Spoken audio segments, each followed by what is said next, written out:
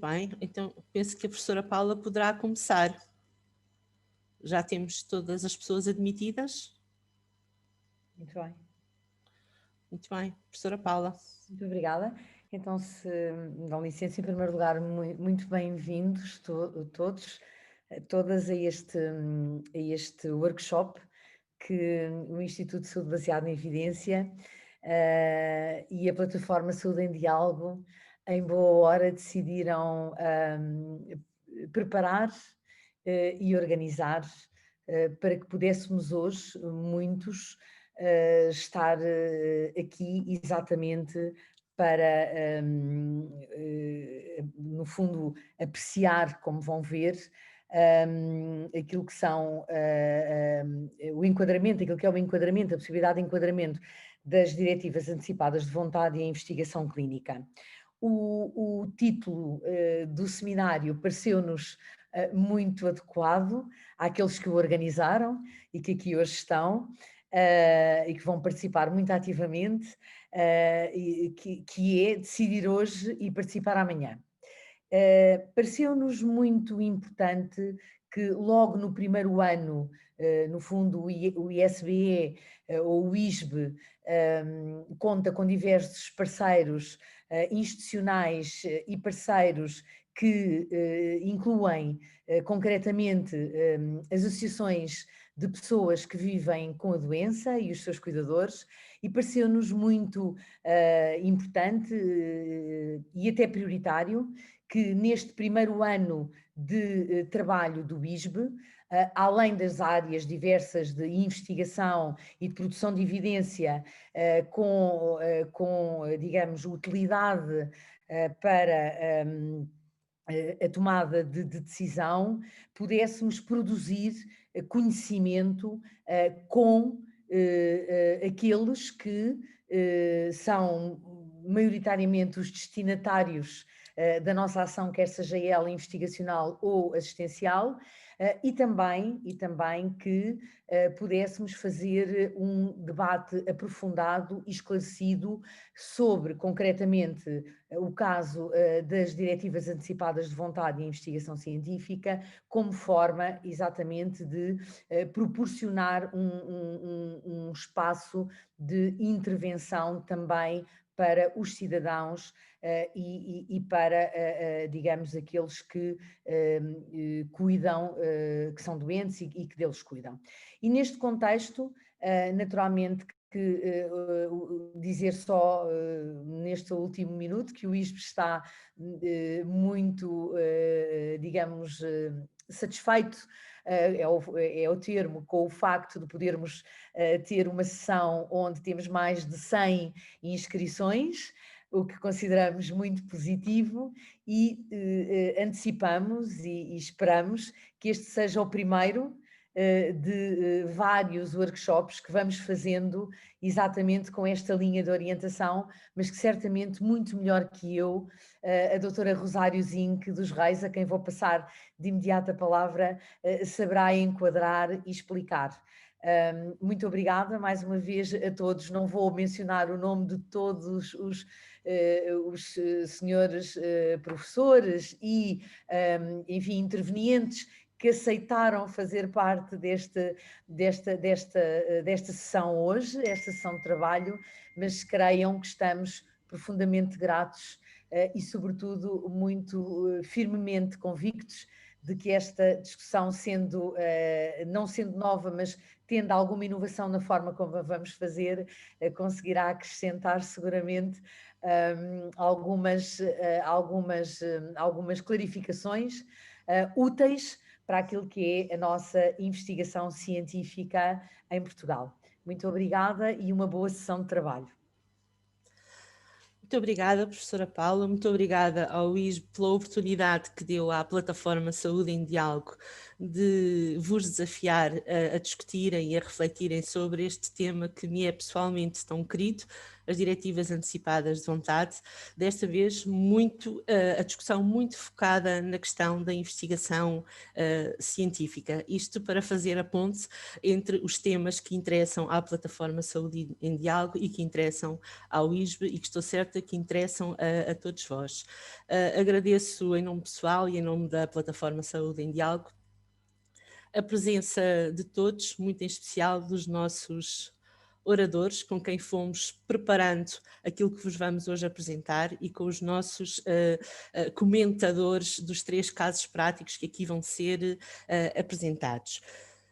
Muito obrigada a todos, mais uma vez, por terem aceitado refletir e discutir connosco sobre este tema, que apesar de já não ser muito recente, tem sido muito pouco explorado entre nós. Na verdade, as diretivas antecipadas de vontade encontram-se reguladas no nosso direito desde 2012 e desde 2014 que nós temos algo muito importante, que é o Registro Nacional do Testamento Vital.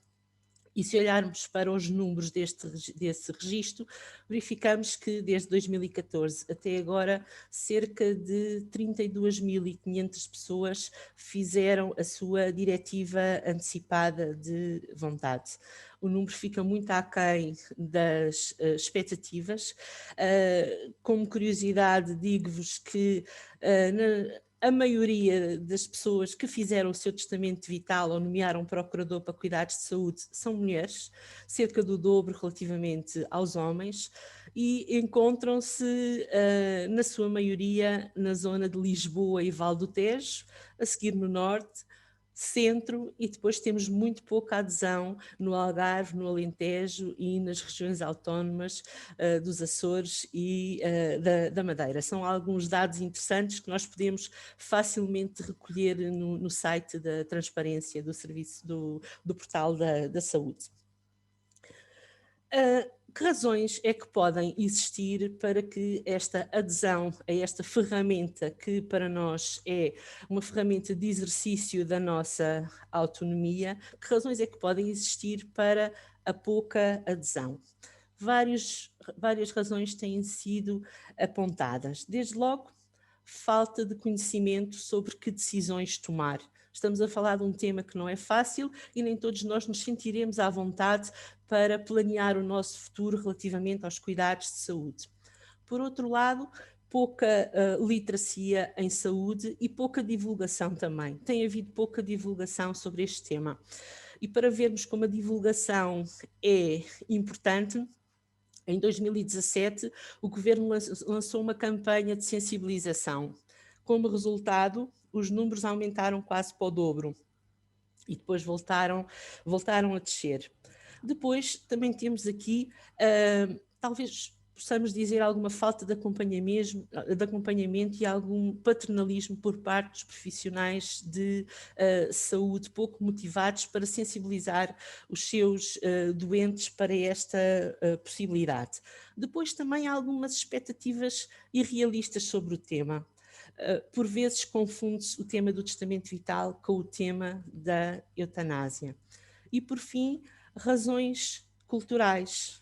Não gostamos, de um modo geral, de pensar no nosso fim, na nossa morte. É um tema que ainda é tabu para muitos de nós e essa pode ser uma das razões da falta de adesão a esta ferramenta que consideramos muito importante. Por tudo isto, importa promover o debate e a reflexão, e este debate e esta reflexão serão tanto mais importantes quanto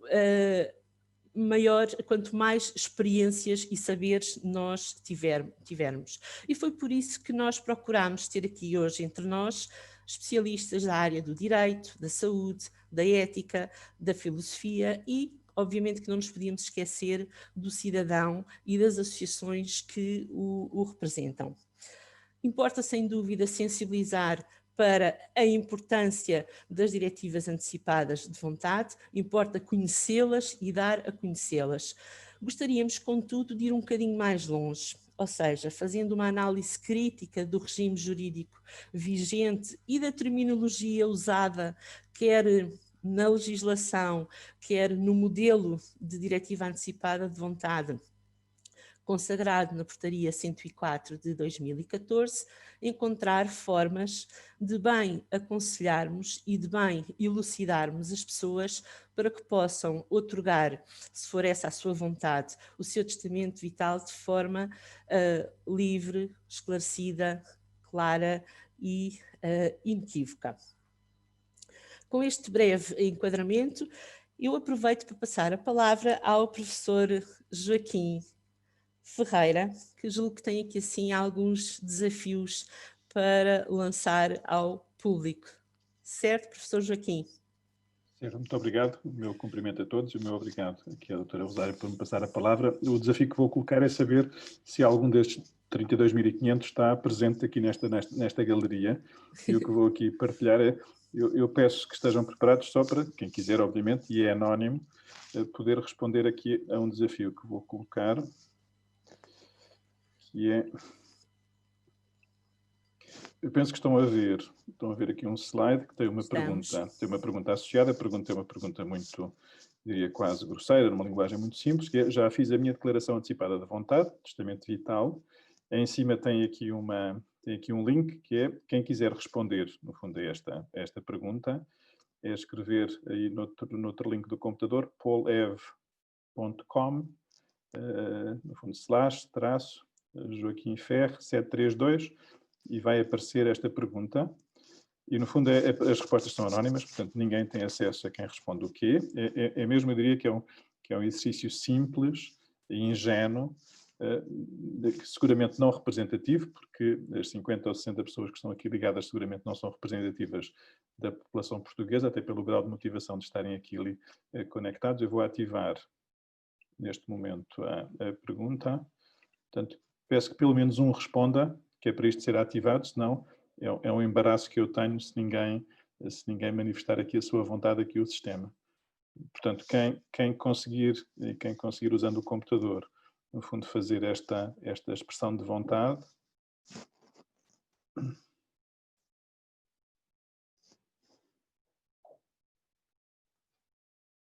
Neste momento, 5 pessoas já expressaram a sua vontade. Eu daqui a bocadinho já conseguirei mostrar a todos um bocadinho os resultados globais.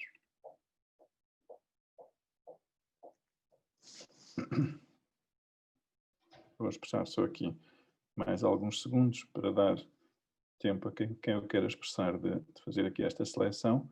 Isto é um mero exercício, digamos que motivador para as conversas que se seguirão e para vermos um bocadinho se esta amostra não representativa, no fundo, se o grau de motivação é porque já fez esta expressão ou não. O link também está no chat. Ok. Obrigado. Ter estas ajudas em termos de audiovisuais é um privilégio. Muito bem, eu vou aqui então mostrar os resultados. Muito bem, obviamente estes números não são representativos de nada, mas no fundo, das pessoas que estão a participar e que no fundo mostraram interesse e curiosidade em participar neste nosso fórum, 24 até o momento não fizeram qualquer declaração antecipada de vontade e apenas 2 fizeram essa expressão. Seguramente há aqui espaço de reflexão, eu diria mesmo de convite, não é? para mudarmos este padrão e, quanto mais não fosse por isto, justificar-se esta nossa conversa.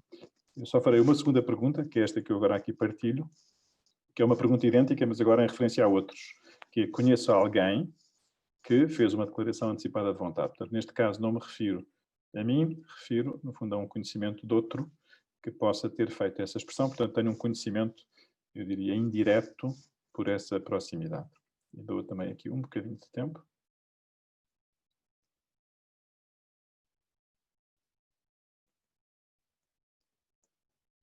Aqui mais uns segundos e vou mostrar.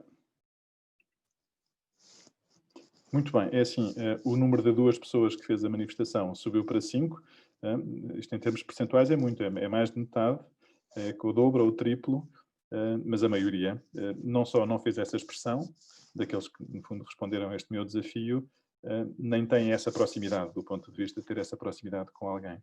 E, portanto, eu acho que este é um bom começo. Eu passo a palavra aqui à doutora Rosário Zinck, porque, no fundo, esta amostra não representativa, que eu diria que ainda está mais motivada para este assunto, até nós, em que eu me incluo, provavelmente não fizemos esta expressão antecipada de vontade e, portanto, eu acho que está mais do que justificada a razão para esta nossa conversa. E eu paro aqui a partilha. E volto a passar-lhe a palavra para o Rosário Zinck. Muito bem, obrigada, professor Joaquim. Na verdade, não há dúvida nenhuma que se justifica esta nossa conversa e o debate que vamos desenvolver aqui ao longo da tarde. Antes de passarmos àquilo que é mais essencial, que é a apresentação dos casos práticos e a sua discussão, só mais algumas palavras de enquadramento, muito breves. Ora bem, dentre as várias expressões de vontade que nós podemos incluir num testamento vital, temos aquelas que dizem respeito à investigação científica, nomeadamente aos ensaios clínicos. E quanto a estes tópicos, levantam-se muitas questões éticas, muitas questões jurídicas altamente desafiantes, tais como: estaremos apenas a falar do exercício da nossa autonomia, ou poderíamos estar também a falar do exercício do nosso altruísmo? Vamos ver se e como. O que é que nós precisamos de saber para ponderar, decidir num futuro ensaio clínico ou num programa de investigação? Quem é que nos pode ajudar nesta matéria?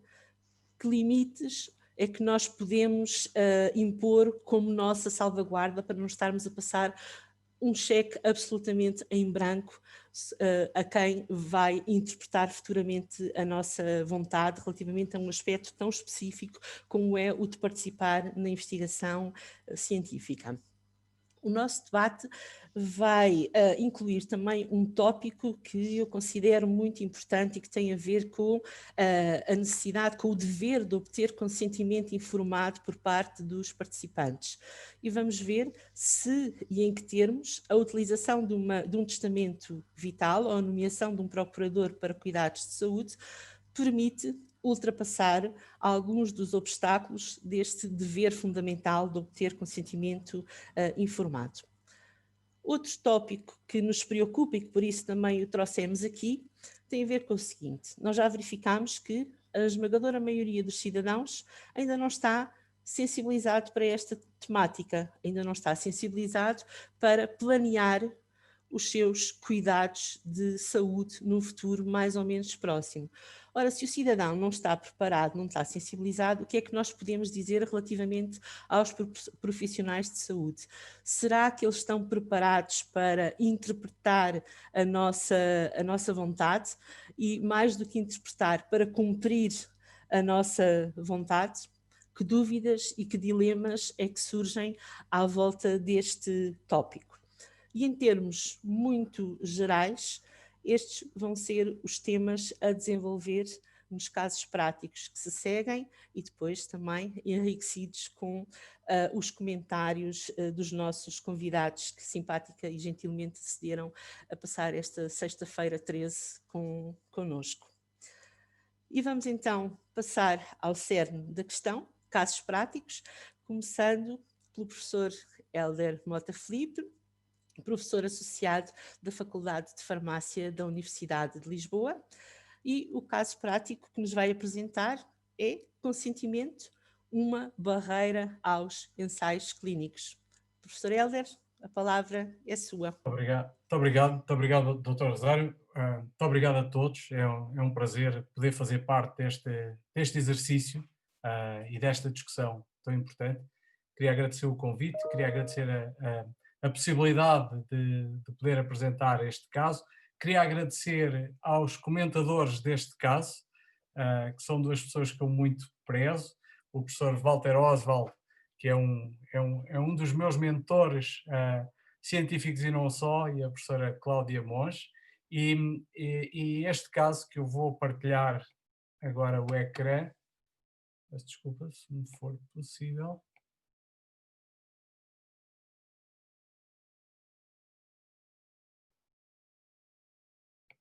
Ok. Cá está. Bem, este caso tem um título um bocadinho provocador, no sentido de estimular a discussão, como disse a doutora Rosário, consentimento, uma barreira aos ensaios clínicos. Esta apresentação, que pretende ser rápida para dar espaço à discussão, tem duas partes. Uma parte de enquadramento, digamos assim, de alguns princípios que têm a ver com a investigação clínica e com o que se espera e aquilo que não se espera de um ensaio clínico, e a segunda parte, que é um caso não real, mas adaptado à vida real, como nos filmes. E, portanto, aquilo que nós vamos discutir é a componente real do caso. Eu queria começar por enfatizar o papel dos ensaios clínicos no desenvolvimento de novos medicamentos. Não há nenhum medicamento que seja aprovado hoje que não tenha por base dessa aprovação e das indicações indicações terapêuticas para o qual ele está aprovado, nenhum deles pode ser aprovado sem ter evidência clínica, e essa evidência hoje é dada pelos ensaios clínicos. Os ensaios clínicos são aquilo que se considera a gold standard da geração de evidência e, portanto, a base também para o desenvolvimento de inovação terapêutica. É claro que no futuro vamos ter que adaptar esta realidade àquilo que está a chegar e que aí vem, mas apesar de tudo a investigação clínica, os ensaios clínicos continuarão a ser a pedra de toque da evidência necessária para que um novo medicamento possa chegar ao mercado e ter utilização terapêutica. E há aqui um aspecto importante, que é separar investigação clínica da prática clínica, e este é um aspecto fundamental e que muitas vezes na discussão tende esta separação tende a não existir ou ser muito ténue ou sobreponível mesmo. E outro aspecto importante, que é a separação de dois princípios que, do ponto de vista do som, soam praticamente à mesma coisa, que é uma boa prática clínica e as boas práticas clínicas, e que têm definições completamente diferentes. Ter uma boa prática clínica é ser um bom clínico, é ser um bom médico, é prestar os melhores cuidados da maneira mais adequada. Cumprir com as boas práticas clínicas é cumprir com um conjunto de normas de regulação que se aplica à investigação clínica. E, portanto, não é obrigatório que um bom clínico seja um bom investigador no contexto da investigação clínica, dos ensaios clínicos, e que um bom clínico saiba de boas práticas clínicas no contexto regulamentar, que é o conjunto de normas que incorporam aspectos regulamentares e aspectos éticos e que levam ao bom desenvolvimento, ao desenvolvimento adequado do ensaio clínico, e que o não cumprimento das boas práticas clínicas são sempre uma não conformidade no contexto da investigação. Depois há um conjunto de outros aspectos que são importantes, que os ensaios clínicos não podem ser vistos, não podem ser considerados. Não é o princípio do ensaio clínico dar acesso a um tratamento. O princípio do ensaio clínico é desenvolver conhecimento que permita desenvolver um tratamento no futuro e poder ter esse tratamento disponível para os doentes que dele precisam. Portanto, quem se voluntaria, este voluntariar é um aspecto importante para um ensaio clínico, falo com princípio altruísta e não com princípio de ter acesso a uma terapêutica que de outra maneira não teria, até porque há um conjunto de aspectos que nem sequer garante que quem entra no ensaio clínico vá ter acesso àquela terapêutica experimental. E, portanto, deve-se evitar isto que se chama um equívoco terapêutico. Portanto, cuidados clínicos não é a mesma coisa que investigação clínica. Cuidados clínicos proporcionam um benefício direto ao doente. A investigação clínica deve incorporar naquilo que tem a ver com cuidados no contexto da investigação, os melhores cuidados no contexto da investigação, mas o que pretende não é o objeto, não é cuidar, é contribuir para o conhecimento, não é isenta de risco, e para isso é que servem também os ensaios clínicos, para caracterizar o benefício e o risco, para caracterizar a eficácia e a segurança do novo medicamento. E, portanto, quem entra no ensaio clínico não está isento de risco. A responsabilidade da conduta ética da investigação por parte dos investigadores é um aspecto importante, e os investigadores devem seguir os mais elevados padrões de integridade e responsabilidade, que estão estes princípios incorporados naquilo que eu já falei das boas práticas clínicas. Há um conjunto de princípios básicos da investigação clínica. Eu não posso desenvolver a investigação clínica que eu gostaria do ponto de vista científico, só porque eu gostaria de conhecer a resposta a uma pergunta, se ela não for relevante do ponto de vista social e do ponto de vista clínico. Se o ensaio que eu proponho, a investigação que eu proponho, não tiver validade clínica, eu eticamente não o posso desenvolver. É preciso que haja uma seleção correta e justa dos voluntários, e é preciso que, em cada momento, a análise da relação benefício-risco seja favorável. Sempre que esta relação se inverte, não se pode continuar com a investigação clínica. É preciso que esta investigação seja sujeita a revisão independente, e isto levava-nos às notícias que agora têm aparecido no contexto da Covid e da suspensão do recrutamento, porque é preciso ter estes ciclos de revisão independente do ensaio. Um aspecto fundamental é o consentimento informado. Este é um princípio fulcral da investigação clínica. Ninguém pode ser obrigado a entrar no ensaio clínico, e ninguém pode entrar no ensaio clínico sem estar na posse de toda a informação relevante relativamente aos direitos, aos riscos, aos possíveis benefícios, a todos os aspectos que se relacionam com a participação no ensaio clínico. Isto é feito através de um consentimento informado adequado, e é preciso um constante respeito pelos voluntários, quer por aqueles que se propõem a entrar no ensaio clínico, quer por aqueles que já estão no ensaio clínico, nomeadamente relativamente aos seus direitos e à sua vontade. Ninguém pode, depois de entrar voluntariamente no ensaio clínico, ser obrigado a manter-se no ensaio clínico. A qualquer momento pode decidir suspender o ensaio clínico sem que tenha que dar explicações adicionais ou sujeito a alguma pressão para se manter no ensaio clínico.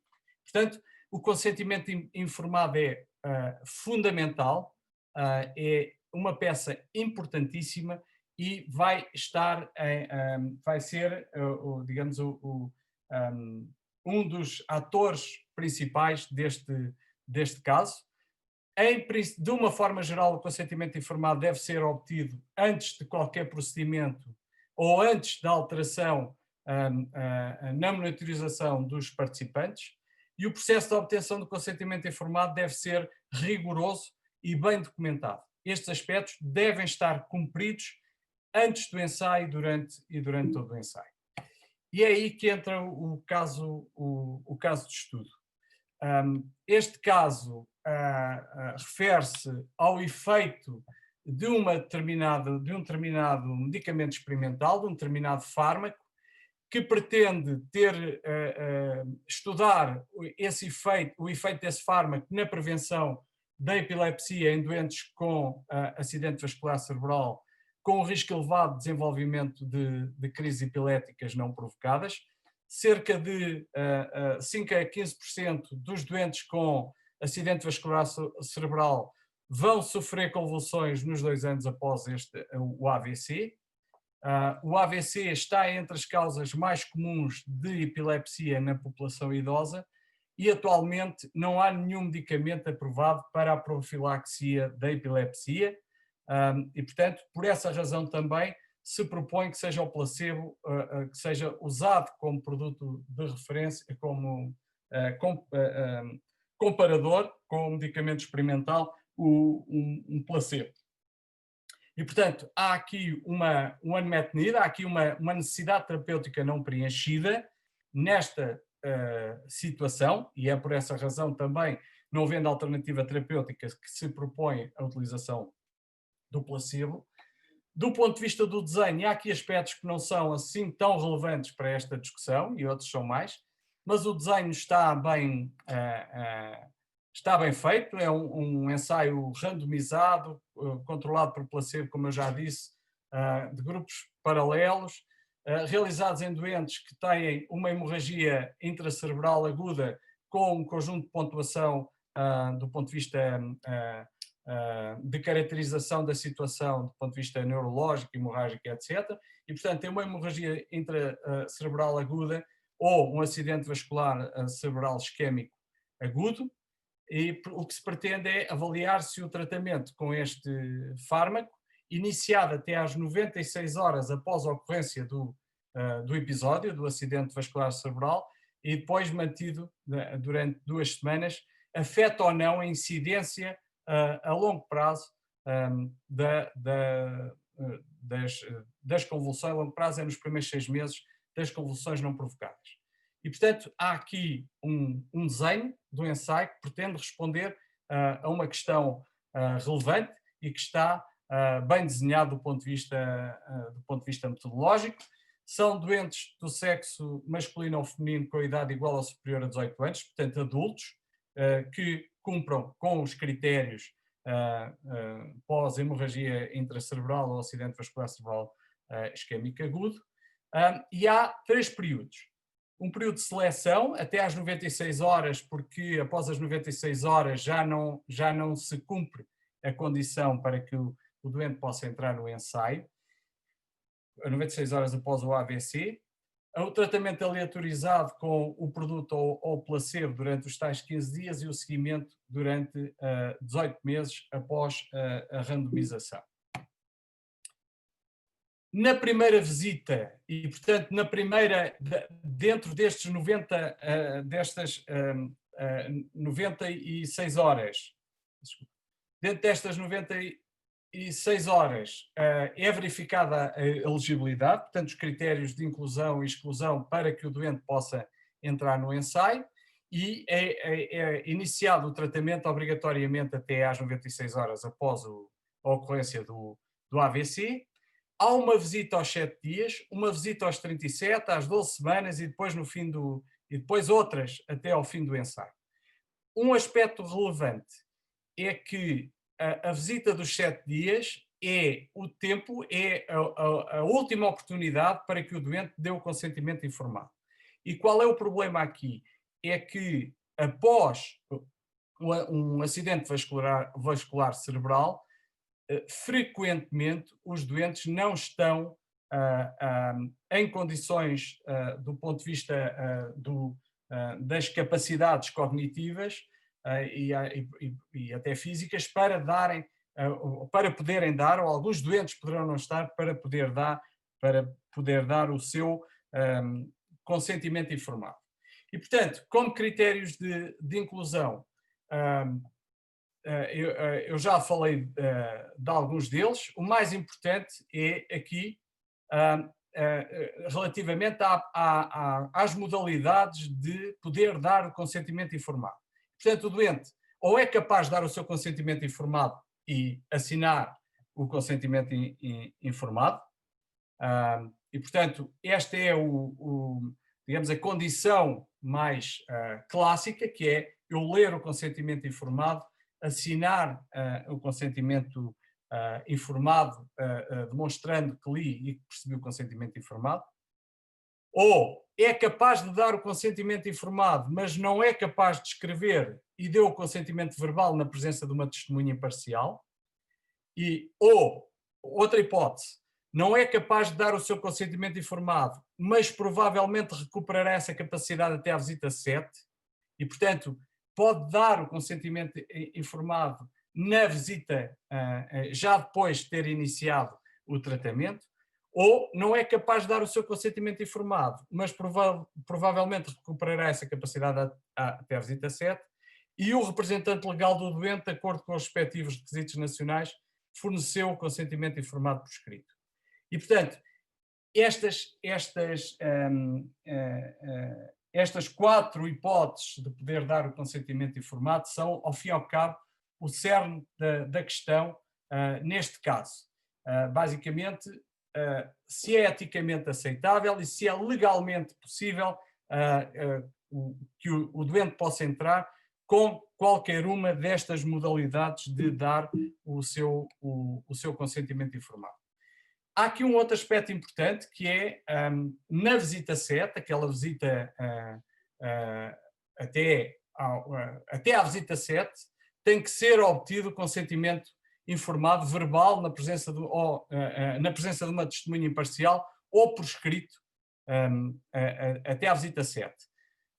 E, portanto, o doente ou é capaz de dar o seu consentimento informado e escrever, e, portanto, dar o consentimento por escrito, não no início, mas até à visita 7, ou o doente é capaz de dar o seu consentimento informado, mas não é capaz de escrever e falo-á verbalmente na presença de uma testemunha imparcial. Se não puder cumprir com estes aspectos à visita 7, sai do estudo. E, portanto, este é outro aspecto importante. E, portanto, eu gostava que nos focássemos, todos os aspectos do caso são possíveis de discutir, mas que nos focássemos neste aspecto destas modalidades, destas condições de dar o consentimento informado e condicionam o poder ou não manter-se no estudo.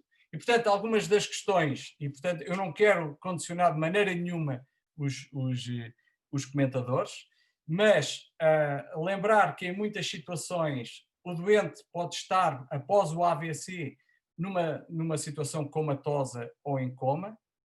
A possibilidade de incluir doentes no ensaio clínico sem a sua concordância expressa ou do seu representante legal à partida, antes de iniciar a administração do fármaco experimental e, portanto, de iniciar o protocolo do ensaio clínico.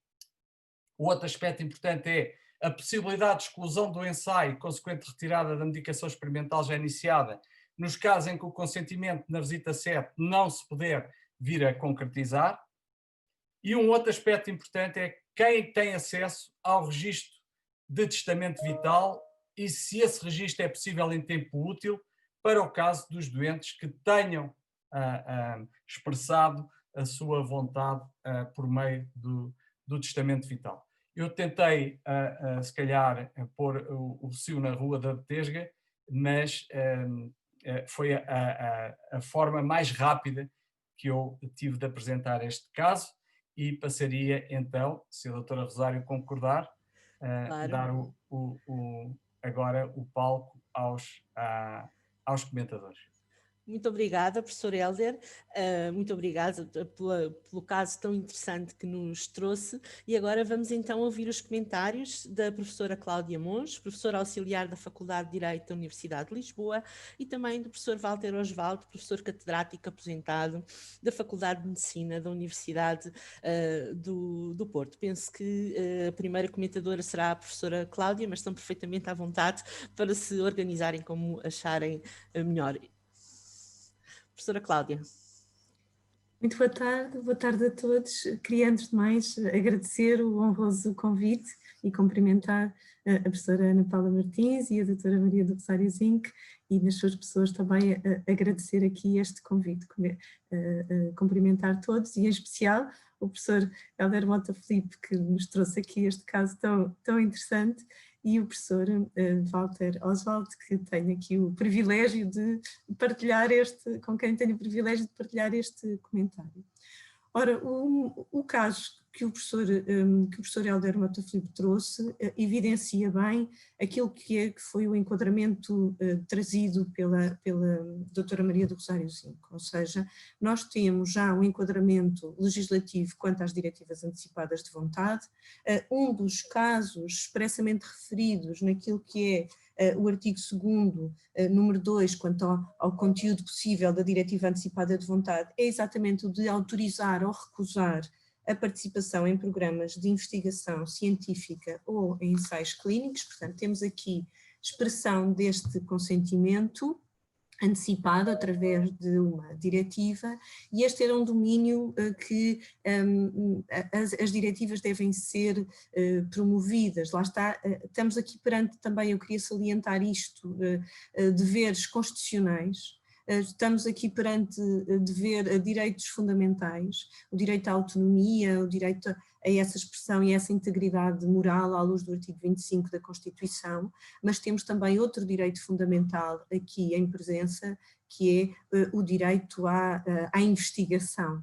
E o que resulta do número 4 do artigo 73 da Constituição é exatamente esse dever do Estado apoiar a investigação. Esse dever do Estado deve começar também logo pelo dever de legislar e, portanto, nesta perspectiva do direito, cabe ao direito conferir as melhores respostas para a proteção das pessoas. E é das pessoas que aqui estamos a falar, porque a investigação é um bem coletivo que a todos protege, e isso hoje é também evidenciado até como uma meta de política de saúde na lei de bases, no sentido de a investigação, ou o incentivo à investigação como motor da melhoria da prestação de cuidados, nos termos da linha I do número 2 da base 4 da atual lei de bases, e portanto é reconhecida essa evidência. Ora, se é reconhecida esse dever de legislar, temos aqui campo e uma matéria para esse desenvolvimento. Porquê? Porque a lei de investigação clínica, a lei 21/2014, que eu penso que também tem que ser objeto de revisão até pelos desenvolvimentos que o direito derivado da União Europeia tem vindo a dar no domínio da investigação, e portanto era tempo também de olhar para a lei de investigação agora com outros olhos, tem na definição de consentimento, gera este problema que o professor Hélder Mota Filipe tão bem representou, não é? Porque tem a definição de consentimento, o qual deve ser escrito sempre que aplicável. Ora, o que nós vamos ter aqui em preocupação é, como o caso evidenciou tão bem, podemos estar perante grupos que depois são subrepresentados nos ensaios clínicos, portanto, doenças ou patologias, ou mesmo grupos, e aqui o envelhecimento da população também tem um papel muito relevante, podemos estar perante grupos que estão subrepresentados nos ensaios clínicos precisamente porque não é possível obter esse consentimento.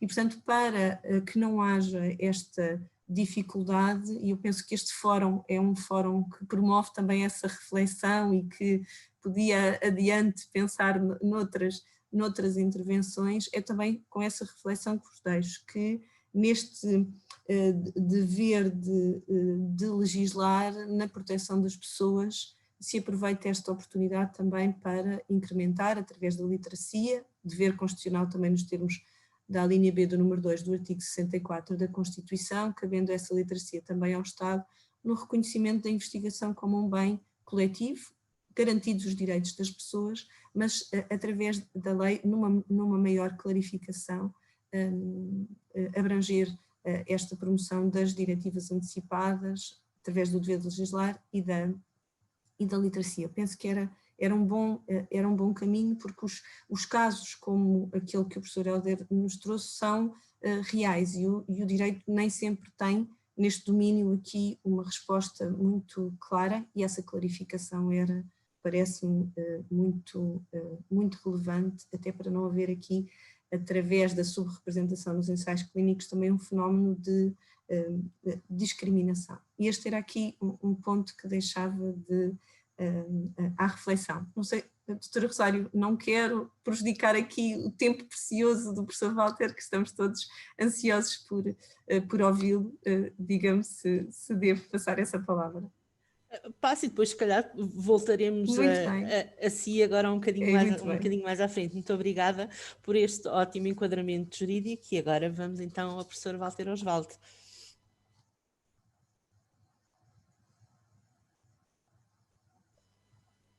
Professor, está-nos a ouvir?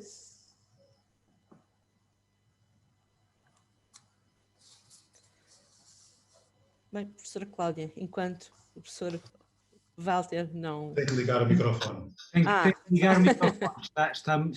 Está no mute e tem que vir cá abaixo à esquerda e ligar um microfone.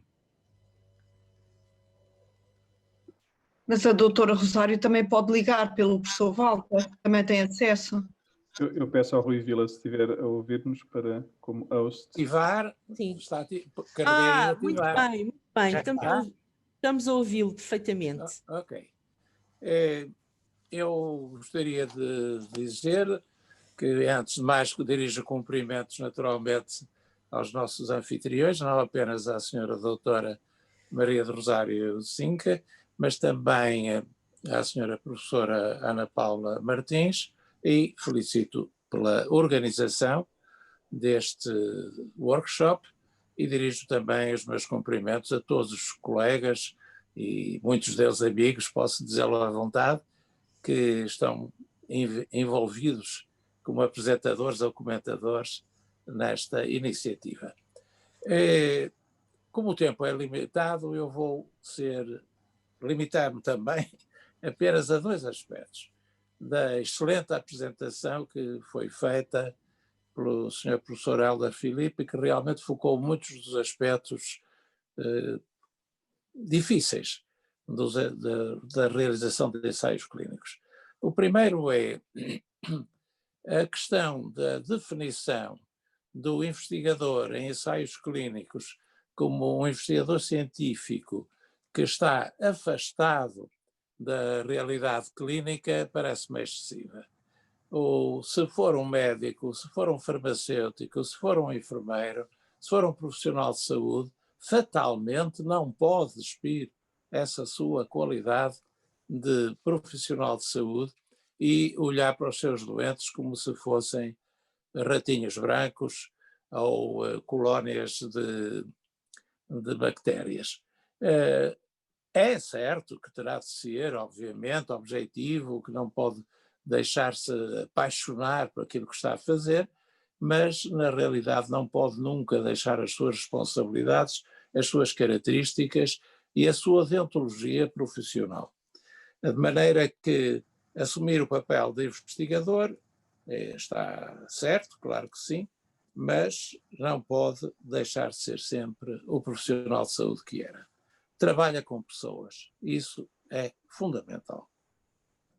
Segundo aspecto, em relação ao ensaio clínico,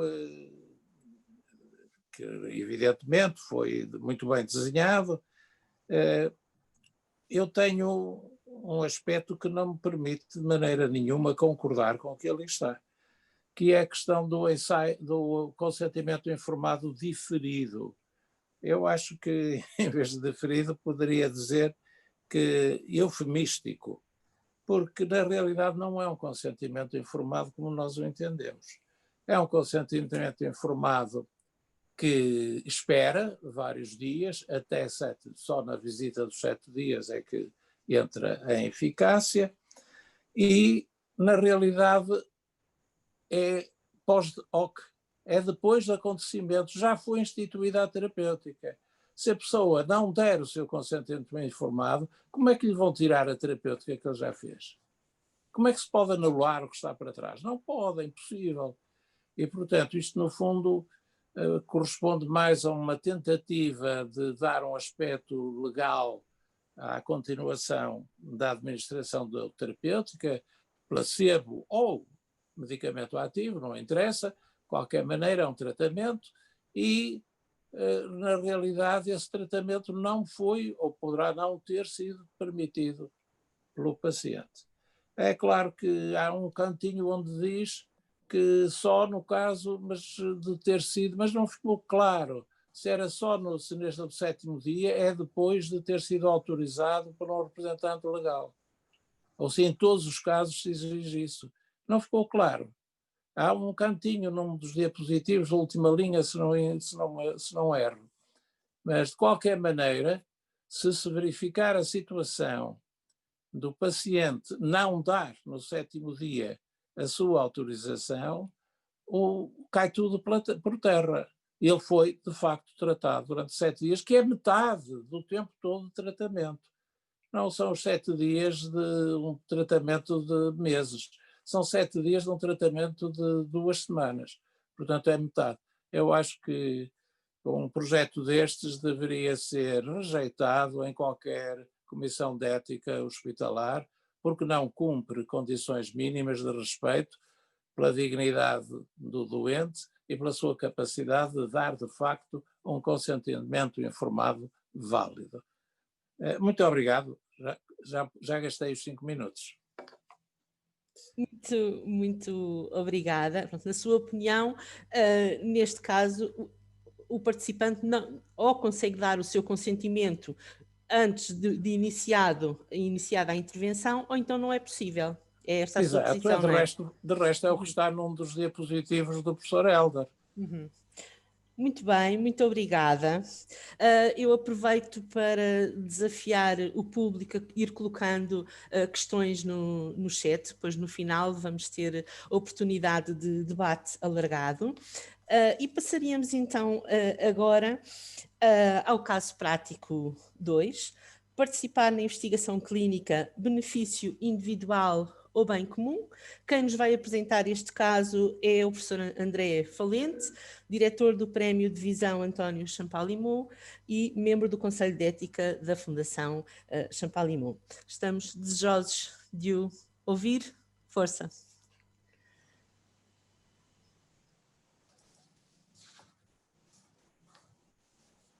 Está sem som. Não se esqueça do som. Peço desculpa.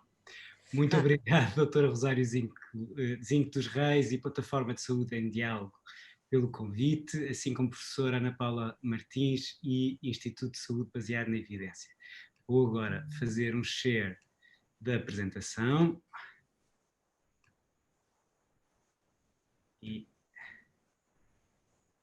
toda a gente vê? Está a funcionar? Está a funcionar. Sim. Então, este caso é um caso que se vai debruçar sobre aspectos muito diferentes do caso anterior, não se vai debruçar com profundidade nem na questão do consentimento informado, nem na questão de um ensaio clínico. Vamos ver então quais é que são as outras questões a explorar. Eu queria só lembrar a todos que estas questões das diretivas antecipadas de vontade são questões que nos dizem respeito a todos como sociedade cada vez mais.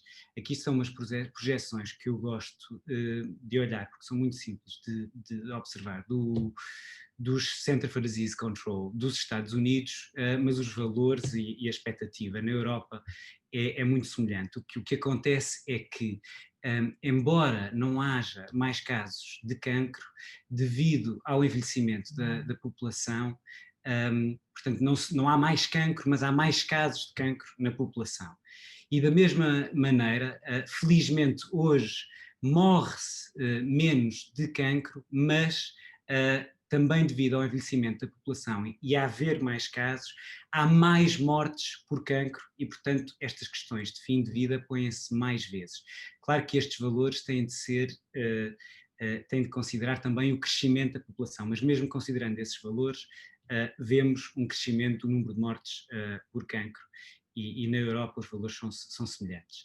De forma semelhante, a incidência de demência no mundo também tem estes valores com um impacto que eu acho que nós ainda não apreciamos por inteiro e não estamos ainda preparados para enfrentar. E, portanto, é neste contexto que eu acho que é importante nós discutirmos estas questões também. Como a doutora Cláudia Mons colocou, estas diretivas antecipadas de vontade surgem não necessariamente com as questões da investigação científica no seu cerne e foco principal. As questões sobre as quais elas se focam, e eu estou aqui a transcrever da lei, são questões como o suporte artificial das funções vitais, a questão do tratamento considerado fútil, inútil ou desproporcionado num quadro clínico e incluindo medidas de alimentação e hidratação artificiais que apenas visem retardar o processo natural de morte, assim como a questão dos cuidados paliativos, assim como incluir uma terapêutica sintomática apropriada. Depois, estas duas últimas alíneas focam-se, a primeira em algo que não é necessariamente investigação clínica, mas são os tratamentos em fase experimental, portanto, decidir sobre isso e, finalmente, autorizar ou recusar a participação em programas de investigação clínica ou ensaios clínicos, diferenciando os ensaios de programas de investigação científica, embora, naturalmente, os ensaios sejam também programas de investigação científica, mas nem toda a investigação científica são ensaios clínicos. Com a lei, também é aprovada uma portaria que inclui um modelo de diretiva antecipada de vontade.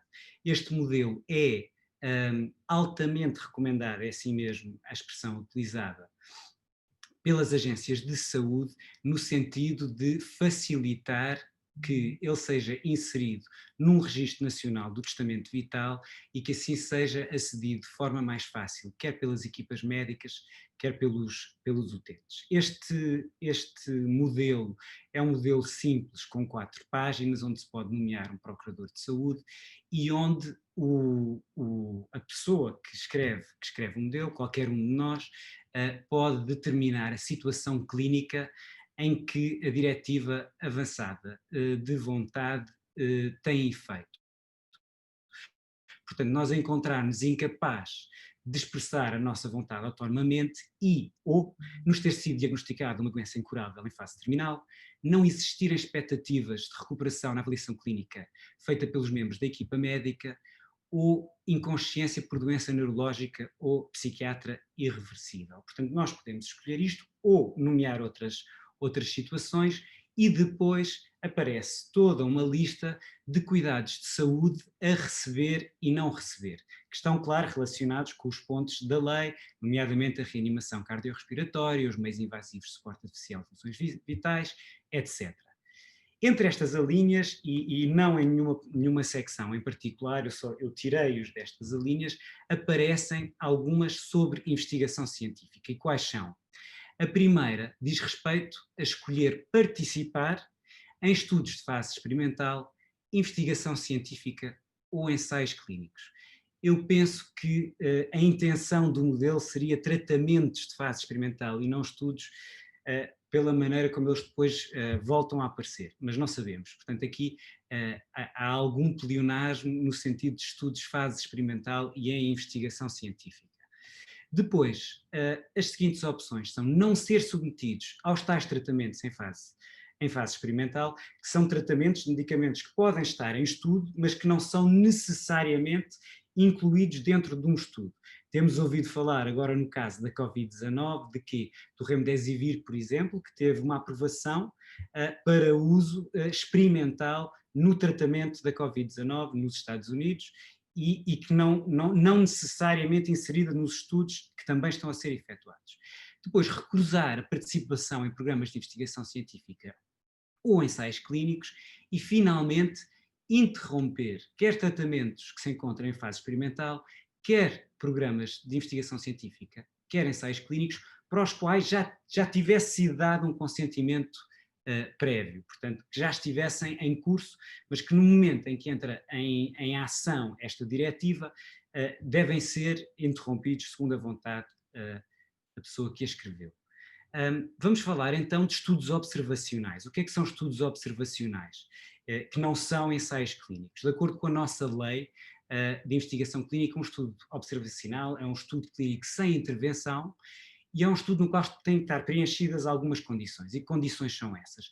Todos os medicamentos ou dispositivos clínicos utilizados nesse estudo são utilizados de acordo com as condições previstas na sua autorização, ou seja, quaisquer medicamento, tratamento que esteja em curso com o doente no estudo, já foi aprovado, já foram feitos estudos nas fases todas necessárias e aprovadas para uso.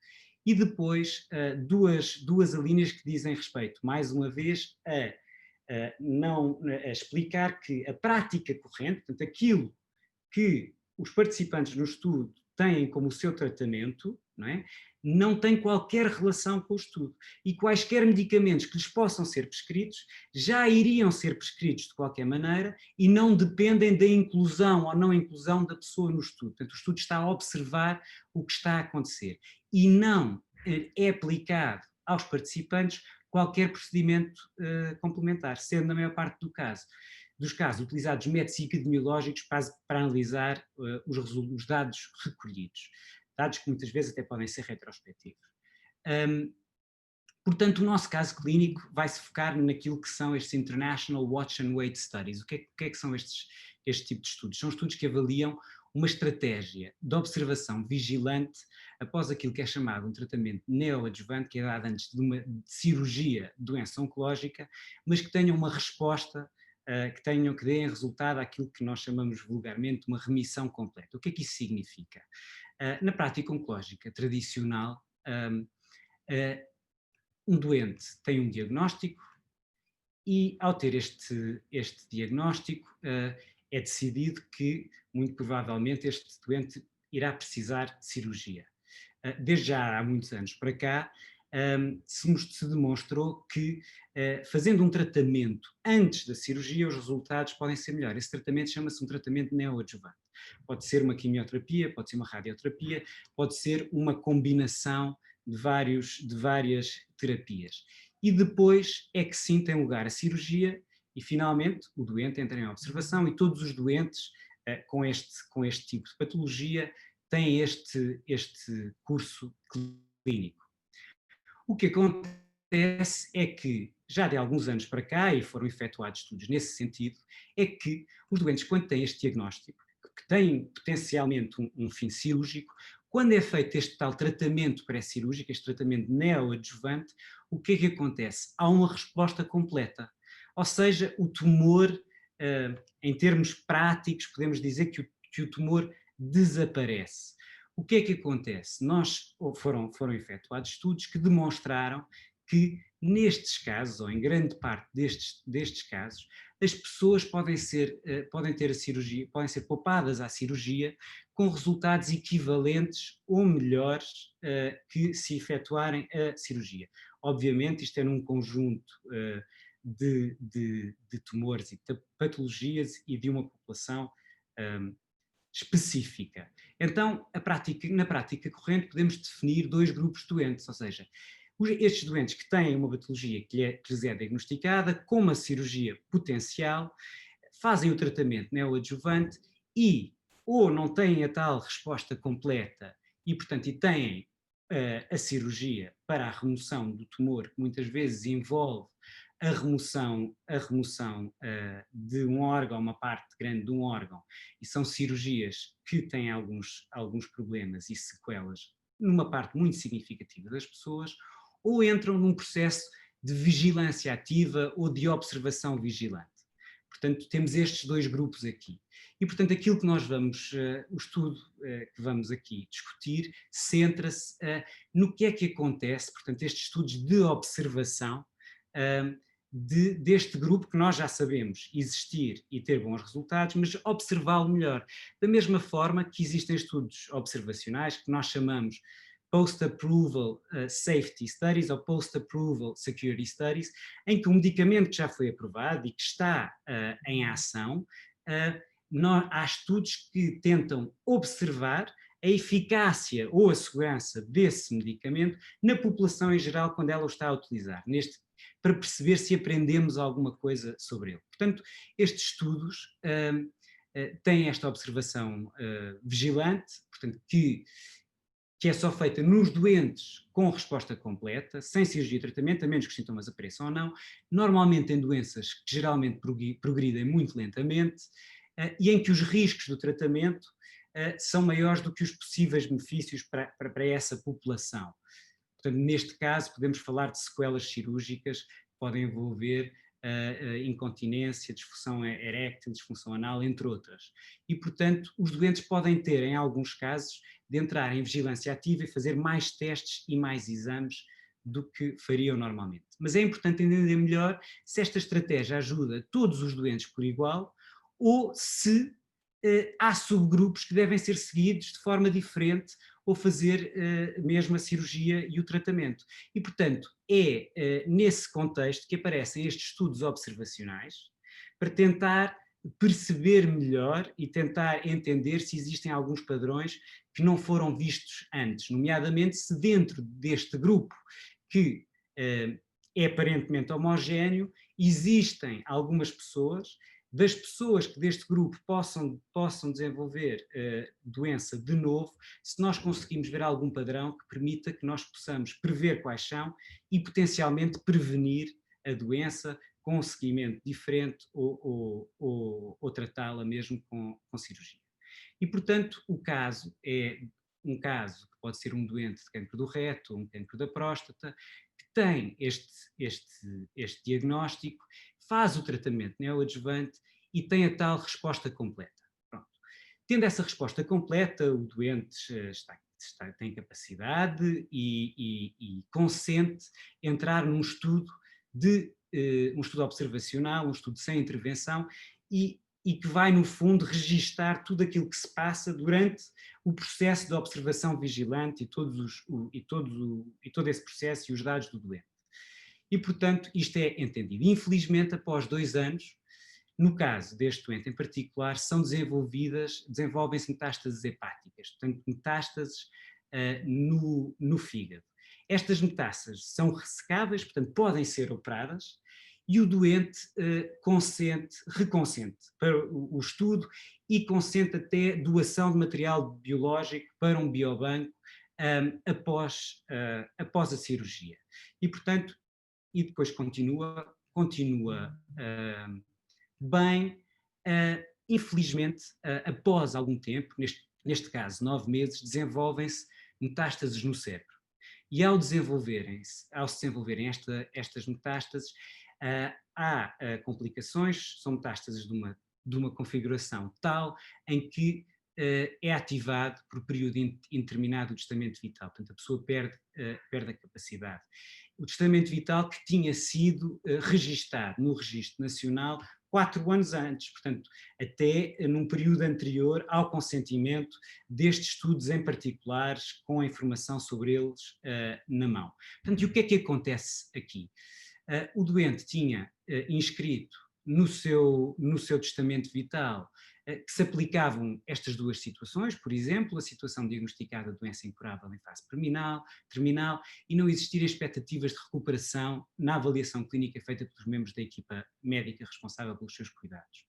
E, portanto, independentemente do que possa ter escolhido nestas outras alíneas, que não são o que estamos aqui a discutir hoje, o doente, nas alíneas que dizem respeito à investigação clínica, tinha inscrito que quereria interromper tratamentos que se encontram em fase experimental, não é o caso, participação em programas de investigação científica ou ensaios clínicos. Ora, este é um programa de investigação científica, um estudo observacional, que não é um ensaio clínico, mas como esta linha engloba tudo isto e o doente teria escolhido fazê-lo, o que é que acontece? O que acontece é que, naturalmente, é interrompida a participação do doente no estudo. E qual é a consequência disso? A consequência disso é que informação importante sobre estas complicações, informação importante, nomeadamente a eventual morte do doente, se perde no que diz respeito ao estudo. Ora, o grande objetivo deste estudo era tentar perceber se existiam subpopulações nas quais havia complicações importantes, nomeadamente a morte, não é? E que nós pudéssemos tentar entender um padrão, não é? Seja ele na demografia dos doentes que desenvolvem essas complicações, sejam dados clínicos, sejam inclusivamente dados genéticos do tipo de tumor ou mesmo dados genéticos hereditários, e teremos a Tamara Milagres depois aqui a comentar este caso. E, portanto, neste caso, o doente, ao sair do estudo, também não deixa de contribuir para toda esta informação, podendo até criar alguns problemas no próprio estudo, e sei que várias pessoas da indústria farmacêutica estarão aqui e conhecem bem estes problemas. Portanto, escolheu esta opção, mas o que quereria realmente o doente fazer seria qualquer investigação científica, ou quereria apenas focar-se nos métodos mais invasivos, nestes tratamentos experimentais ou tratamentos que pudessem dar-lhe algum sofrimento ou prolongar a vida? Não sabemos e, portanto, temos que agir da melhor forma, de acordo com aquilo que foi escrito. Mas o que é que preocupa as pessoas em relação à investigação clínica no testamento vital, não é? Das conversas que temos tido e que eu tenho tido com as pessoas em geral e com doentes, é muitas vezes esta questão que está aqui transcrita da lei, daquilo que as pessoas possam considerar tratamentos ou procedimentos fúteis, inúteis ou desproporcionados no seu quadro clínico, ou medidas de alimentação e hidratação artificiais, nomeadamente também medidas invasivas que visem apenas retardar o processo natural de morte. Claro que a questão que também é levantada no estudo anterior, mas que tem os seus problemas, que é a questão de quando há um standard of care, quando o estado da arte, o melhor tratamento atual é muito pobre, não é? E estamos numa situação difícil, é claro que um ensaio clínico, um estudo, que nós não sabemos se vai ou não melhorar a situação, mas que pode ter esse potencial, é algo que pode ser importante para o doente considerar. Por outro lado, acontece muitas vezes as pessoas falarem não quero ser cobaia no estudo e, portanto, que não me possa trazer nada. E esta questão do ser cobaia, os médicos vão fazer coisas, vão experimentar, vão injetar. Ora bem, Portugal, felizmente, é uma das grandes maioria de países no mundo que assina e ratifica a Declaração de Helsínquia da Associação Médica Mundial e que define os princípios éticos para a investigação médica em seres humanos. E é muito importante todos entendermos isso. Portanto, todos sabemos, de acordo com o artigo 8 desta declaração, que embora o objetivo primário da investigação médica seja gerar novo conhecimento, esta finalidade nunca pode prevalecer sobre os direitos e interesses individuais dos participantes na investigação. Embora alguma investigação possa implicar, de facto, um risco, não há investigação, sejam eles ensaios clínicos e interventivos, sejam eles não interventivos, que coloque a investigação antes do doente. E, portanto, isto é importante ser entendido. E, portanto, o que é que este doente poderia ter feito se quisesse contribuir para os estudos observacionais e não para os tais tratamentos experimentais? Era nesta secção aqui do formulário poder dizer exceto estudos observacionais, ou definir, pelas suas próprias palavras, o que queria ou não queria que acontecesse. E, portanto, há essa possibilidade. Finalmente, confusões comuns que surgem nestes conceitos, nomeadamente com o formulário.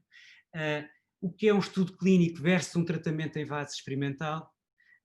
Um tratamento em fase experimental pode não ser um estudo clínico, pode não ser investigação clínica. Pode ser investigação clínica, mas não é necessariamente. Também esta questão de programas de investigação científica versus um ensaio clínico. O que é que distingue os ensaios da outra investigação? Os ensaios testam medicamentos ou dispositivos médicos novos. Os outros estudos não o fazem. Podem estar, são estudos observacionais, há uma série de outros tipos de estudos que não fazem isto. Normalmente os ensaios, com medicamentos novos ou dispositivos novos, são avaliados pela SEIC, a Comissão de Ética para a Investigação Clínica, e os outros são avaliados e considerados pelas comissões de ética para a saúde locais, nos hospitais e nas instituições de educação científica. Depois esta questão dos ensaios quererem dizer invasivos. Os ensaios podem não ser todo invasivos e até podem estar a testar alguma coisa que nem sequer tenha efeitos secundários previstos graves de todo. Portanto, ensaios serem invasivos ou não, não são sinónimo de todo.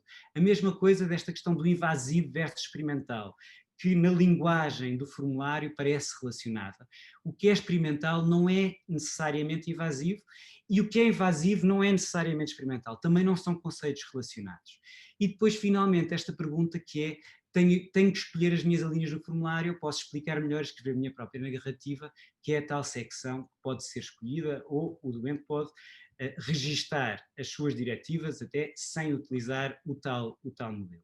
Pronto, eram estas as questões que eu queria trazer. Queria agradecer a contribuição para a realização desta discussão ao Dr. José Bravo Marques, ao Dr. Nuno Figueiredo e ao professor António Parreira na Fundação Champalimau e também o professor Dr. Mário Miguel Rosa e a doutora Tamara Milagre, com os quais também discuti previamente e que vamos aqui ter o prazer de ter como comentadores.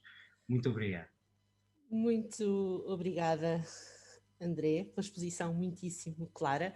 Ultrapassou um bocadinho o seu, o seu tempo, mas foi tão interessante que eu não tive coragem de interromper. E agora vamos passar então aos comentários com o professor Miguel Rosa, professor de Neurologia e Farmacologia Clínica da Faculdade de Medicina da Universidade de Lisboa, e também a Tamara Milagre, presidente da Associação de Apoio a Portadores de Alterações nos Genes Relacionados com o Cancro Hereditário, mais conhecida pela Evita.